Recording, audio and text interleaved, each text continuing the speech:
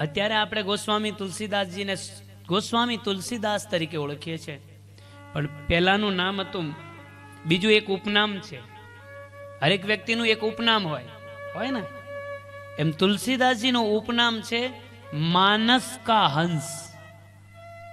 માનસ, રામચરિત માનસનો હંસ છે તુલસીદાસ.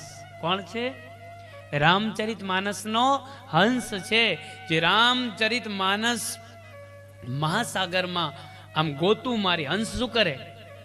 બગલોય હરકો હોય, હંસે હરકો હોય, બંને વ્હાઈટ કલરના હોય, પણ બંનેને અલગ.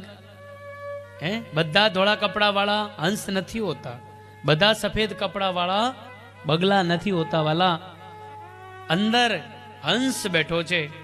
એ હંસ માનસ કા હંસ ગોસ્વામીનું ઉપનામ છે. જે માનસ માં ગોતું લગાઈ અને મોતી કાઢીને આપણને આપે છે, એ માનસ કા હંસ ગોસ્વામી તુલસીદાસજીનું ઉપનામ છે.